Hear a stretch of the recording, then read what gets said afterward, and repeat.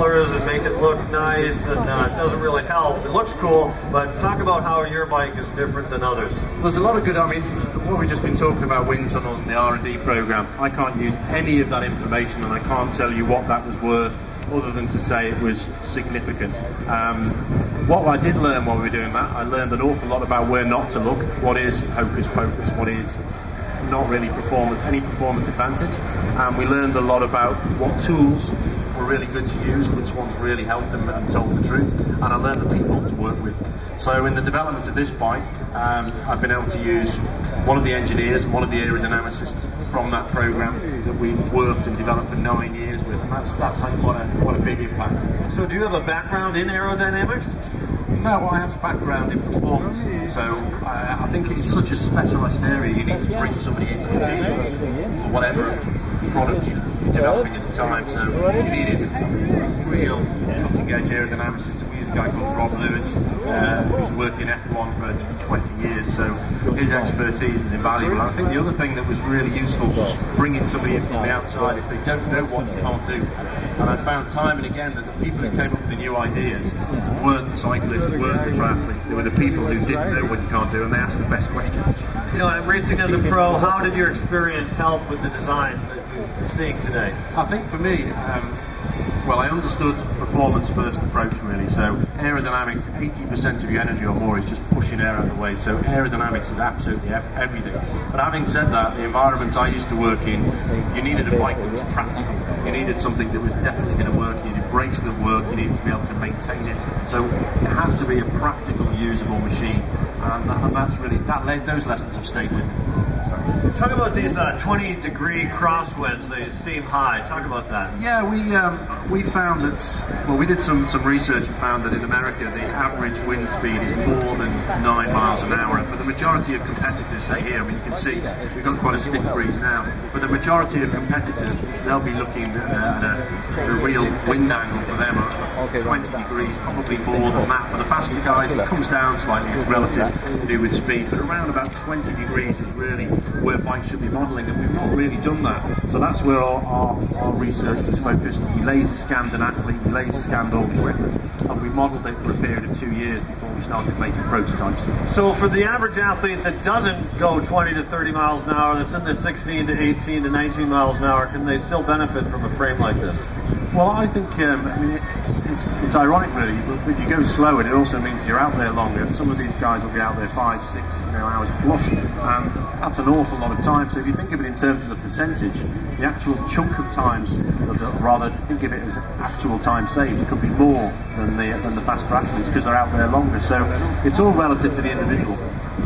So Pete Jacobs, he'll be up here in a moment. He's been on Boardman's for a few years. Talk about the bikes that he's been on and what he's going to be on Saturday. Well, Pete's been really helpful. I met Pete over in Australia and talked to him about the demands of the event, and that was very, very useful for me. We used Pete's geometry to actually model the first bike, so he gets the first bike, so we get feedback from it.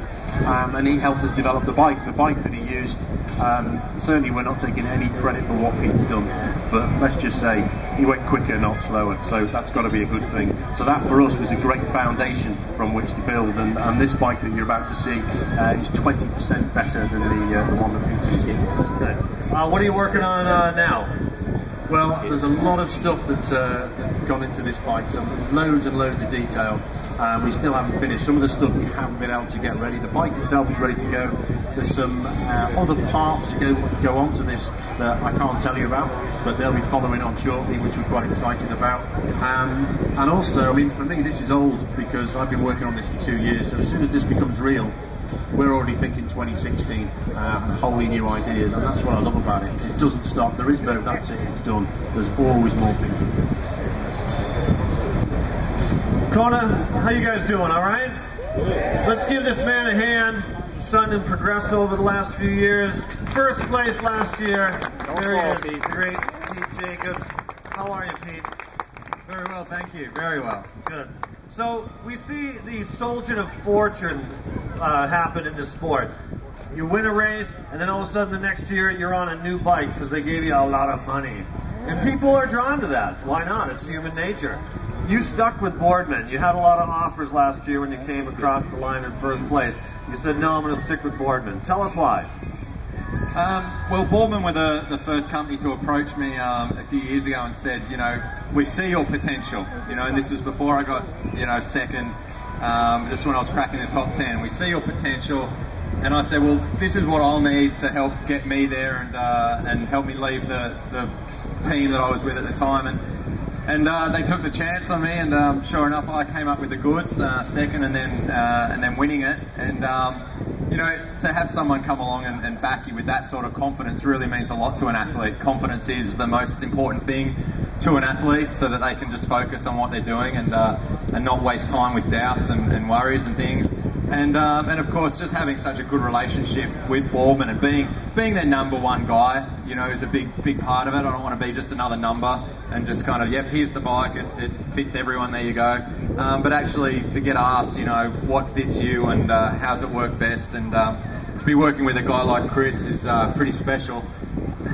Talk about that relationship. You know, Chris has spent so much time on the saddle. This is such an individualistic sport. You're swimming by yourself, biking by yourself, running. You're wondering, am I on the best equipment? He spent so much time in the saddle, and his heart's been in the right place with passion. Talk about what it's been like to work with someone like that, who's taken so much of the effort and burdened it. You don't have to be burdened with that.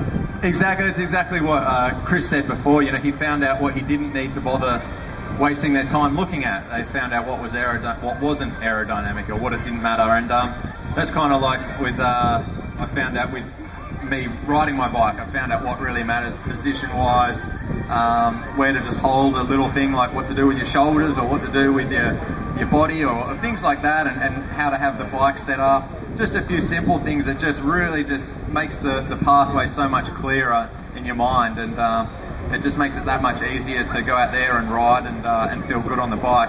You know, when you've had such sound answers from a guy like Chris, you can sort of ask him anything and he'll give you a really good answer, and kind of knows everything. Yeah, over a few adult beverages, you might have heard some stories. Is he good about telling stories about wearing the yellow jersey in the Tour de France? What it was like in the 70s racing for GAN? 70s. Actually, we haven't. 70s. Sorry, 80s. 90s. No, I'm life. That's why I look like that.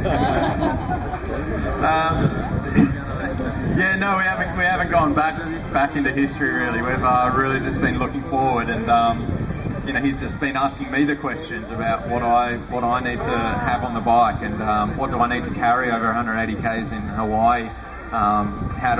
What sort of comfort, you know, what sort of position can I hold, and you know, he's been looking at all those other things, all those other areas of where to, you know, sort of what can we do to make it easier to carry the fuel and stay hydrated. And to him, he's really enjoying it, because it's such a new concept for him to have to wrap his head around and come up with new ideas. And yeah, I think he's getting a kick out of joining the triathlon world. Good, good. It is good to get a new breath of passion in there. So speaking of looking forward, let's talk about what we're seeing on the table here. Looking forward to seeing what you're riding on Saturday. Of course, you're a SRAM guy. This will be outfitted with your SRAM kit. Talk about the bike, both the frame we have and the bike build-up, guys. Here, you can have the mic. Talk about it. Yeah, let's take the covers off. It's going to blow away, isn't it? Literally arrived and been built up this morning. It's still warm and you can feel it. So this is the new bike. You can see the similarities to the one Pete has used for the last 2 years. Hence it's called E for Evolution. Makes sense. But we've done a lot of work on the crossbring, changing some of the dimensions of the crossbring, some of the geometry.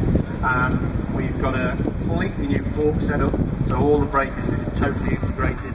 You can see the handlebar stem, bars, that's all integrated now. There's virtually no cables, and you'll also see there's no nuts and bolts visible either. Having said that, the bits that you need to access on the road just clip off, and you can maintain the whole bike with just a couple of Allen keys, so it's user friendly.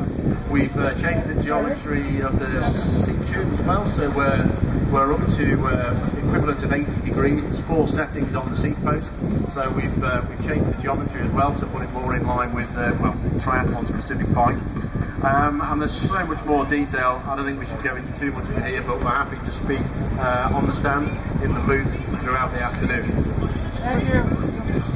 Yeah, from a practical standpoint, as a triathlete using it, it's it was like Chris said, when he started talking about hiding all the cables and everything, you know, my first question was, well, hang on, we still got to be able to pull the headset off and pack it in a bike box for travel. Obviously, you know, when they hand these things over to cycle teams, the guys don't need to worry about any of that sort of stuff, and they don't pack their own bikes. But the thing was, flying over here to Kona, super easy to just turn the handlebars as you'd expect. You know, it's all just hidden here under the top cap. Still gives you enough leverage to pack the bike easily. As Chris said, it was built for my sizing, so it fits me perfectly. I'd like to think I've got the ultimate position for a triathlete. You know, I like to think that that's as good as they'll need to make it, and it feels fantastic. I've been riding it for the last few weeks as I sort of change a few things on the front end and just get super comfortable. But it's fantastic to know that it's lighter, it's stiffer, and it's more aerodynamic. It's just fantastic to have that, you know, for 180 Ks. We're really pleased. The modelling that we've done thus far, and the research we've done, says the whole frame fork package is 20% better. It gets even better the higher the wind angle, which looks like it's going to be quite useful. And that equates to a performance gain, when you take all the things into account, of just over 3%. So that would be 7 minutes on this course. So we're pleased. Yeah, and I think what I've taken away from Chris, a big part of it is that aerodynamics is the biggest factor in riding your bike. You know, you can add a few watts here and there, but if you can just simply make yourself and your bike more aerodynamic, it's a much greater saving in time. Chris, people want to buy these bikes, independent bike dealers. We just had Interbike at Vegas last month. Where can we find Boardmans throughout the world? Well, rather than go through that long list at the moment, Fletch is the man to speak to over on the booth anytime during the expo, but he's got all of that information, but it's all happening quickly. And speaking of your booth, you're going to be moving over there in just a little bit. You and Pete will be doing some t-shirt signings and going over the aerodynamic properties of your fine machine. That's right. All right, folks. Well, hey, go on over to